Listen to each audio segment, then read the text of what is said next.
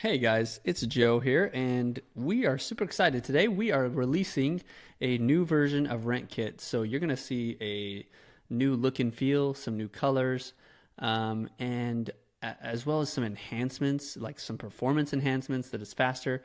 And one of the main things that you're going to notice is some improvements to the delivery and pickup section of RentKit. We are going to do a full in-depth tutorial on this new feature.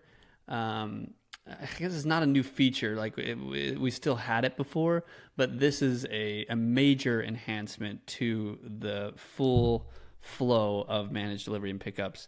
So we will do an in-depth tutorial later, and we'll send that out internally so that all of you have that and you can kind of get into the nitty-gritty details of all of the different changes. But I wanted to just do this quick overview video with the email that we're sending out to notify everyone of the new release so that you have a reference point as to what's changed and where to find things, and how to go about building your routes. I know a lot of you are in busy season right now, so we don't want to disrupt your flows at all. And so there's not a lot that's changed look and feel, but there is some new features that may make your life a little easier and make things faster when you're creating these routes and editing these routes. So I wanted to highlight them, and then again in a follow-up video we'll do a more in-depth tutorial. So really quickly, this is the new managed delivery and pickup area. And you're going to notice a little bit different feel for the calendar. You're going to see how many invoices and routes are in a month. You can quickly toggle between months here with these arrows, and you can select the drop down like you did before. All the functionality as far as, like, we received some bug reports of like when you would go into a day and then go back to the calendar, it would go to a different month, or it would go to the current month instead of the month that you were viewing when you went into the map view. That's been fixed. It will now go back to, the month that you were on. So if you were in February and you click on a day and then you go back to the calendar, you're still in February. So it makes just little things that hopefully make life a little bit easier. So let's actually go to this month, hop into a day. You're going to see some new things here. This has changed a little bit of more transparency on how many deliveries, how many pickups, how many waypoints have been added, and how many have been routed. You can still search, but now you can also filter these stops. So you can filter by what's been routed, what hasn't been routed, just deliveries and pickups, waypoints. You can sort by what are orders that have specified times or don't have specified times. You can adjust the thickness of the route polylines and the marker sizes. So if I zoom out here a little bit, and I adjust these, you'll see that the marker sizes go up and down. So just some little things to kind of help make life a little bit easier as you're going through and building these routes. Everything that was there before is still there, like your time constraints, your labels, or your tags that have been assigned to the invoices. Notes, I don't have any notes on any of these 4 invoices, but the notes would also be there. They would show up below. You'd be able to see those.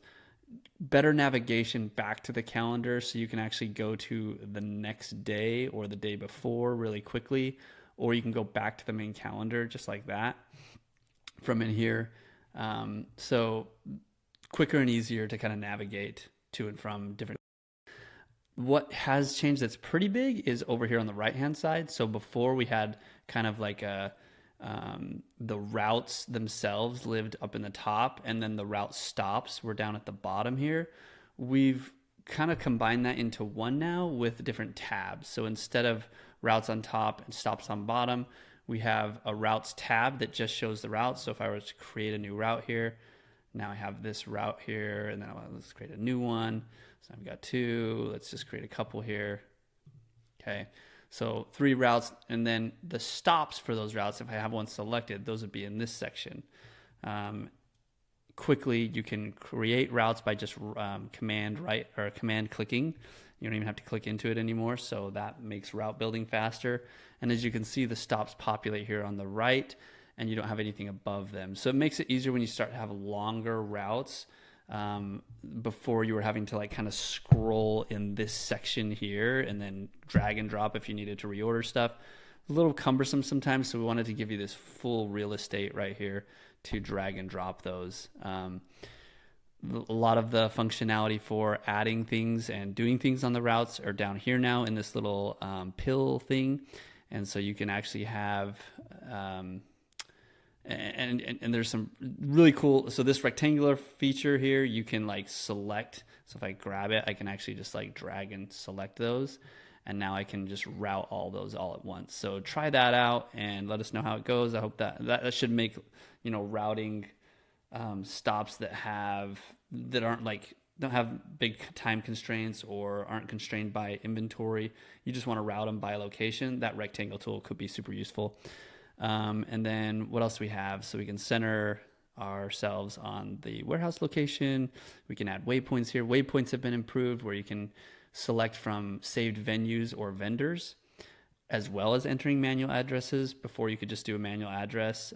We still have that, but now you can actually select from saved venues and vendors. So it makes things faster if you're constantly going to the same venue or the same vendors, adding those as waypoints for sub-rental pickups or things like that. So try that out. And then adding new routes you can also do from here. And then you can assign the trucks right in here when you create the route, so you don't have to go to the next page to do that. We don't even have a next page now. It's all done right here. So that should make life easier and route building faster, because now all you have to do is go to the next tab over. You can assign your drivers and crew and loaders right here on the same page, as well as specify the load date details and the truck that's being assigned. And any notes, and then clicking mark and complete right here. So everything kind of happens right here on this page. And then a big change too is like the routes, they can be viewed here, but I recommend you kind of just stay on the stops tab, and then here's where you can select your different routes. So all your routes can be in this little draggable rectangle here. You can put this wherever you want to kind of make it easier to deal with. And then if you want to change what route is being shown here, you just select it here on this. You can add from here, and then you can pull this out to see more details. You can hide the routes and edit them as well. So that's a quick overview. Hopefully that gives you enough to kind of get started. Again, we'll do a more in-depth tutorial within the next day or two. So look for that coming out. We'll send it out internally, and have fun with this, guys. See you in the next video.